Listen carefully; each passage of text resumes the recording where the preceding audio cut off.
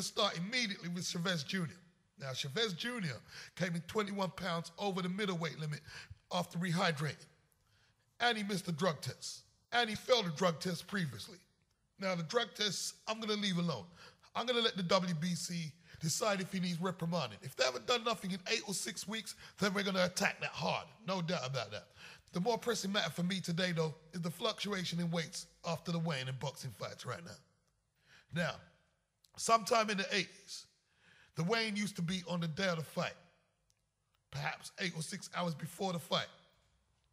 But after a few case studies, which found boxers coming in lightheaded on the day of the fight, they changed it to 24 hours, which seems a sensible solution, which has got out of control now. Now, we can't go back to weighing boxers on the day, and that's it. We can't go back to that. Can't go back. So I'm not suggesting changing that. Keep it at 24 hours. But what needs to happen is there needs to be a second weigh on the day of the fight, 4 hours before the fight. And the case study we're going to use is Chavez Jr. He already weighed in 24 hours previously at the 164 limit. He's made that. No problem at all. On the second weigh-in, 4 hours before the fight, we don't expect him to weigh in at 164 again. No. We expect him to rehydrate his body, but not to 185 pounds. Now, this title fight is at middleweight. He should not be able to rehydrate higher than the light heavyweight limit of 175 pounds. That's off the top of my head. If he does come in over the light heavyweight limit on the second weigh-in, he should be fined the script of his title. Simple. Come on, son. Now we're going to stick with the weight-related issues, and we're going to talk about catchweight title fights. The first catchweight title fight I remember in my time frame was when Sugar Ray Leonard challenged Donnie Lalonde for his light heavyweight title. Ray made Donnie lose 7 pounds. Ray also put his WBC super middleweight title on the line too, which was kind of clever because it gave off the impression that Lalonde was challenging for that belt as much as he was defending his own. But I didn't like that then, and I don't like it now.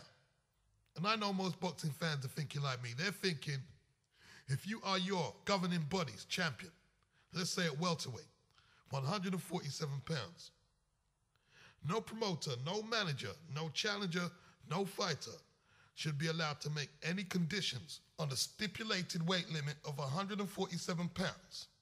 There should be no under-the-table deals where the champion is taking money to lose weight to make the fight happen. Shouldn't be happening. These greedy officials have to be put in check and regulated in these governing bodies. Anything even resembling a catchweight match has to be a non-title affair. Henry Armstrong must be turning in his grave. Come on, son. Tyson Fury, no, can't believe I did that. Fury had a very good win over Derek Chisora. Very good win. Derek was out of shape, but Tyson Fury did his thing, and he was supposed to move on to bigger and better things. But let's reflect the fortunes of both fighters since then.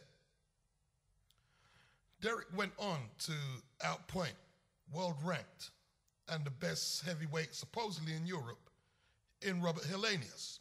He didn't get the decision, but even his biggest detractors say that Derek won the fight. And now he's going to get a world title shot against Vitaly Klitschko. Since that fight, Tyson, oh God, keep doing it. Fury has had 2 fights against nondescript competition. In one fight, he got staggered pretty badly, and in the other one, he got floored. And he's just recently vacated his British and Commonwealth belts because he's scared to fight David Price.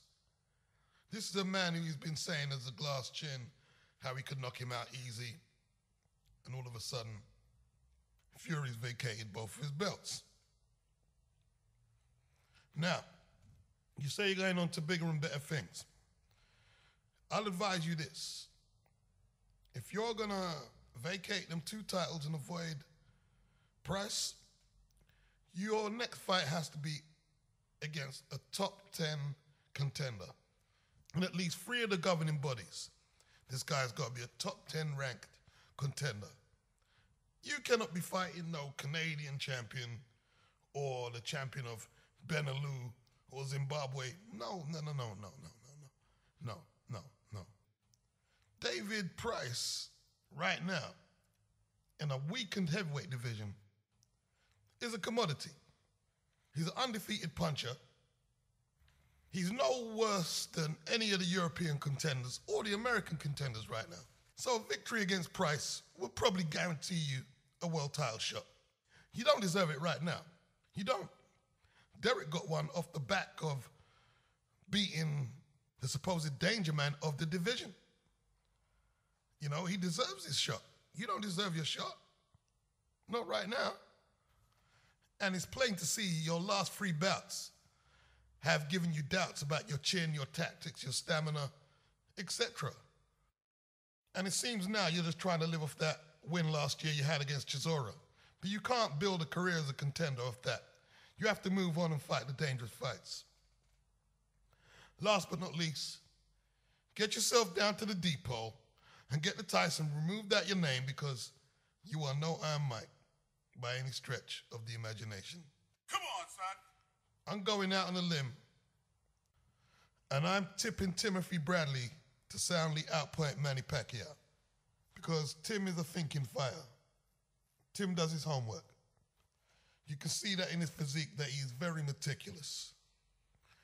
And he pointed out something that I liked. He pointed something out I liked, and something that you can check on some of my previous videos. If you want, I'll give you the link of what I said. And it was concerning fighters like Vitaly Klitschko, Sergio Martinez, and Manny Pacquiao. A lot of the challengers who fight these guys do not have the mindsets of champions. They do not have the training camps of champions. They do not have the strategies of champions. They do not have the craft to carry out a game plan. Now, the move that I'm talking about is the feint. Sam Langford is one of the biggest innovators of the feint. Sam would take the lead leg and pretend like he was going to come forward 3 times in a rapid motion, get in position and punching range, and do what he had to do, okay? And we're talking 100-odd years back or something like that. Then you have modern-day fighters today. Sergio Martinez. In his last fight against Darren Barker, he repeatedly tried to use the feint, and it just wasn't working. You think, this looks amateurish almost. It looks amateurish, you know?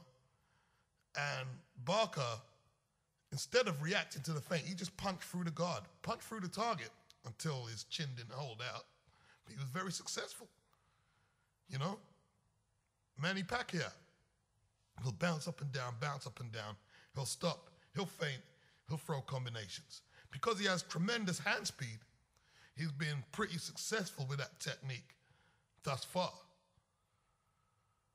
Vitaly Klitschko, he'll go feint, feint, bang, feint, feint, feint, feint, right hand, feint, feint, right hand, bang, feint, feint, feint. And the thing is, they're not doing anything extraterrestrial that the boxing world hasn't seen in hundreds of years. And you would have thought by now that some of these challengers would be coming in the ring better equipped to deal with that by now.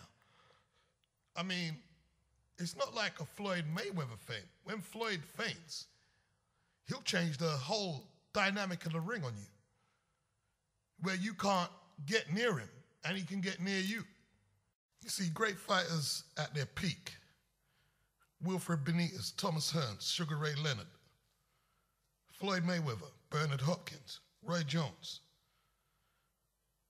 I'm picking them, Pernell Whitaker, Terry Norris, that kind of fighter. Their hand and eye coordination is so good, they can anticipate your moves before you're probably thinking them almost. I know that sounds a bit out there, but that's just sort of like a God-given talent. The average fighter, all they can do is hit the speedball and do exercises, maybe use some video games to improve their hand and eye coordination as best they can. And that's all they can do, you know? And one thing Tim Bradley picked up, he said, Manny likes to feint. And when you cover up and try to open up again, that's when he gets you. So he's doing his homework. I don't hear a lot of these knucklehead contenders talk intelligently like that. You know what I mean? That's why when I saw Teddy Atlas talking to Bernard Hopkins, both made great points. Like Bernard was saying, the reason he's so successful is because he's an exceptional athlete, and I agree with that. But Teddy was right too, that as well as him being a great athlete, there's a lot of fighters who haven't even mastered the basic fundamentals of the game. And I'd even go one step further. A lot of these fighters just have no personality. And if you see, the thing with people put too much emphasis on physical training, which is important, but personality is something that will come out and express itself in a ring and help you make a fight easier or just make you more efficient. If you have none, then you're just relying on brute force to impose yourself on the fight. And Teddy Atlas is stuck in my mind now. And I remember in the Contender Series where K9 Bundridge was in it. And I think he got 3rd place or something like that. And Teddy was interviewing him after. And Bundridge was pointing out that Teddy, in a previous fight, was saying that Bundridge didn't quite know his identity in the ring. Now, in the post-fight interview, after Bundridge won the 3rd and 4th playoff spot, he pointed out what Teddy said about him not knowing his identity. He said, yeah, Teddy, I think I found my identity tonight. And there's a lot of world-title contenders that go in that ring and have no identity. Now, Timothy Bradley has an identity. He has an opinion of who he is. He knows his self-worth, and that's very vital. It might look like you're an ego-driven maniac, but so what, man? And let's not get it twisted. This is the hardest fight of his career, the hardest. And he deservedly starts as the underdog, no doubt about that. There's a good chance he'll lose the fight. He's fighting one of the pound-for-pound best there is in Manny Pacquiao. But he has a lot of things going for him. He's one of the best at closing down space in the game, one of the best. He has the mindset of a winner. Can't take that from him. He has the ability to have his game plan set out and carry it out. A lot of world title contenders go in that ring and do not carry out what they set out to do in the gym. Timothy Bradley has all this in his capacity. Whether or not he can step up to the plate and become an elite fighter in his next fight against Pacquiao is a totally different question. But he has the mindset to do it. Come on, son. Miguel Cotto versus Floyd Mayweather. Floyd, too fast on his feet, too fast on his hands, too fast on his thinking, too much defensive capabilities, too much ability to create punching angles. Miguel Cotto has no chance. Come on, son. Okay, let's get this straight. I'm not a boxing coach. I'm not qualified to be a boxing coach. I'm just a dude with a big mouth who makes YouTube videos. That's who I am. You know what I mean? That's all I am. But if I was a coach, I would indoctrinate into my fighters this rule. That apart from before the bell when you touch gloves, and apart from the last round when you touch gloves with your opponent, I don't want to see you touching gloves, trying to make some apologetic gesture for no infringement you make in that ring. Never. I don't want to see it. Like the Pacquiao-Mosley fight. That was ridiculous, man. Every second, they're smiling at each other, touching gloves. Gentlemen, fuck that shit, man. Fuck that shit. You know what I mean? And when I say that, I'm not trying to bring the sport into the gutter. And I'm not trying to say fight like Andrew Gallotta with them low blows he was throwing or madness like that or bite off a man's ear like Tyson. No, forget that. But I do have to laugh at Victor Ortiz claiming that he wanted to do this damage to Floyd Mayweather in hindsight with the headbutts. He wanted to break his jaw or whatever. You know? I'm just hoping you bring your amateurish, unprofessional attitude to the next fight you have. It doesn't look like it's with Berto. Hope you bring it to your next fight and it gets exploited again. I mean, how much times did you want to apologize to Floyd before you got your head knocked off? Seriously. That's why I used to like watching Tyson back in the day. when Tyson came out of jail and he fought Peter McNeely. McNeely was trying to headbutt Tyson just like Ortiz was trying to do Floyd. And this clown McNeely is extending his hand in some apologetic gesture towards Mike. Mike just ignored that man. Next attack, boof, boof, boof, down. I mean, Tyson didn't used to fuck with that shit. I remember one time he was co-commentating the fight, and Mike was genuinely bemused why one of the fighters was trying to do these apologetic gestures. He says, why is he doing that? He's there to fight, man. You know what I mean? And that's the attitude you have to bring to the fight game. Let's be real with it, man. Protect yourselves at all times. Come on, son. Now, like I said, I'm not a boxing coach. I'm not a promoter. Now, Floyd went for self, no major promoter in his corner. And that's good. He's been successful at what he's doing. I can't cry that down for a second. But there's a reason great promoters are great promoters. And I just have this feeling that if Don King was brokering the negotiations for the Pacquiao fight, he would have got the fight. He would have got Floyd the money that he wanted. He wouldn't allow any of them arms out stipulations that Bob Arum might bring to the table. None of that. And in addition to that, and let's not mince words, Floyd would have to keep his eye on Don and the paper, because we know how Don does already. No, we know Don's track record. But I have a feeling that Don's influence, because Don knows what I mean, and I call him Don for nothing, he might have done, right? Don is a powerful man. Larry Merchant, and to a lesser degree, Emmanuel Stewart, and a few more of them fucking pussies in the media wouldn't get away with sullying my homeboy's name like how they're doing it. Don would have put a stop to that. Don would have put a foot up in the asses of some of these networks, whether that's HBO, Showtime, or whoever. Don would have made sure that Floyd is getting his due recognition, what he's not getting. What he's not really getting. I know people know how brilliant he is, but Floyd is not getting his just due. Let me tell you that now. See, everyone thinks that Manny Pacquiao is this great humanist who's going to save the world from war, famine, and disease. And if you notice how Floyd is always having to defend his record against media personalities, even that fucking idiot R.A. the Rugged Man, the rapper, was trying to put Floyd in the back foot. And you go over the internet, you see it all the time. Floyd's always defending himself. They're always saying he didn't fight this person. When do you see that happening to Manny Pacquiao? When do you see these interviews where that's happening to Pacquiao? No, you don't, because there are none. Come on, son. Don would have done something about that. I don't know what. And to be honest, I don't think he'd be able to paint Floyd as a saint. But he would let the world know that this is the #1 fighter on the planet, the #1 sportsman maybe, and that you better recognize. Don is savvy. Don is a street entrepreneur before that term was made.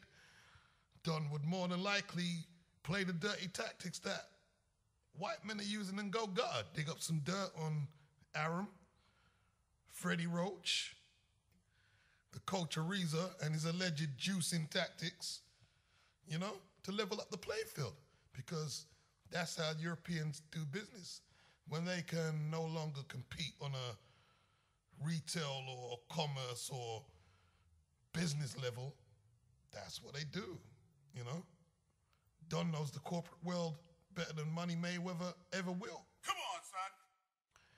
And as people of color or black people or whatever, we have to stop being naive to a lot of things, because if you believe that Bob Arum hasn't done a lot of PR and damage limitation on Manny's rep or on maybe Roaches or Ariza or any of them, any mofo connected to Top Rank, Michael Kantz, whoever, you are living in a deluded dream world.